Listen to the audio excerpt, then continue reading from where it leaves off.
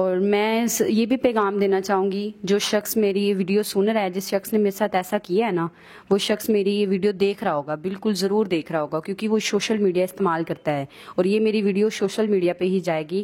تو میں اس سے یہ گزارش کرتی ہوں کہ جو میرے ساتھ کیا ہے، پلیز کسی اور ماں بہن کے ساتھ ایسا مت کرنا. میں برداشت کر گئی ہوں، کوئی اور ماں بہن ایسا برداشت نہیں کرے گی. شکریہ.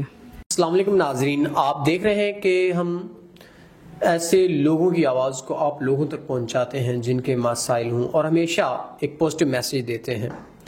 تو میرے ساتھ جو بہن موجود ہیں، سوشل میڈیا کے تھرو ان کا رابطہ ہوتا ہے اور ان سے نکاح ہو جاتا ہے. وہ دبئی سے لڑکا آتا ہے، یہاں 2 ماہ رہتا ہے اور پھر چھوڑ کے چلا جاتا ہے، اور جاتے وقت ان کو طلاق بھی دے جاتا ہے. تو آئیے ان سے جانتے ہیں ان کے حالات زندگی. السلام علیکم. وعلیکم السلام. اچھا بہن، آپ مجھے بتائیں کیا مسئلے مسائل تھے؟ آپ کہہ رہی تھی سوشل میڈیا کے تھرو آپ کا رابطہ ہوا اور بعد میں 2 ماہ آپ کے سارا چھوڑ کے چلا گیا. یہ سب کیا معاملہ تھا؟ اس حوالے سے تھوڑا سا بتائیے گا.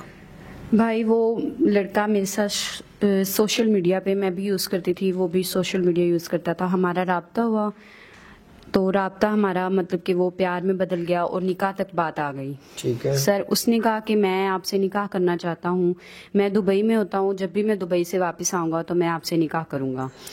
اتنا یقین دلایا تو مجھے لگا کہ شاید اچھا ہے لڑکا، تو میں نے سوچا کہ میں نکاح کر لوں.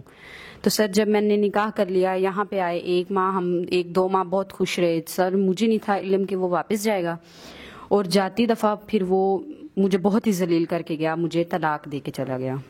اور میں نے سوچا نہیں تھا سر کہ وہ ایسا کر کے جائے گا. اس نے مجھے طلاق دے دی. تو کیسے؟ اب آپ تو نہ ادھر کی رہی نہ ادھر کی رہی. جی سر. تو اب آپ کے پاس کیا راستہ ہے؟ آپ تو یوں در بدر دھکے کھا رہی ہیں، یہ تو کوئی زندگی نہیں. اس کے بعد سر میرا تو، میں آپ کو بتاؤں کہ میرا یقین اٹھ گیا تھا مردوں سے، کیونکہ اس نے ایک مرد نے میری زندگی خراب کی تھی. سبھی مرد تو ایک جیسے نہیں ہوتے، فرق ہوتا ہے، ظاہر سی بات ہے. لیکن آپ ایک مرد کی وجہ سے سبھی مرد نہیں، میں یہی سوچ رہی ہوں کہ 500 انگلیاں برابر نہیں ہوتی. تو اگر وہ ایسا تھا تو ہر کوئی ایسا نہیں ہوگا. اسی لیے میں نے یہ سر فیصلہ کیا کہ میں نکاح کروں گی، مگر اب جو شخص ہوگا نا، اس کو اچھے سے سمجھ کے جان کے کہ وہ میرے ساتھ نکاح تو کرے گا مگر مجھے خوش بھی رکھے، میرے ساتھ وہ دوبارہ زیادتی نہ کرے جو پہلے ہو چکی ہے. کہ طلاق وغیرہ اب میرے سے دوبارہ برداشت نہیں ہوگی. اگر کرے تو مجھے عزت سے رکھے، اور میں تب میری عزت کرنا جانتا ہو، ہر عورت کی عزت کرنا جانتا ہو، نہ کہ صرف میری. میں اس شخص کے لیے اس کے ساتھ نکاح کروں گی. سر ناظرین، یہ ایک بڑا کلیئر میسج ہے ہماری سوسائٹی کے لیے. جو لوگ ایسی گندی ذہنیت رکھتے ہیں اور ہماری ماں بہنوں کو یوز کر کے چھوڑ دیتے ہیں، ان کو یہ زیب نہیں دیتا، بلکہ ان کو بھی سوچنا چاہیے، ان کے گھر بھی ماں بہنیں ہیں. تو جو ایسے لوگ کرتے ہیں، میں ان کی بات کر رہا ہوں، سبھی کو الزام نہیں دے رہا.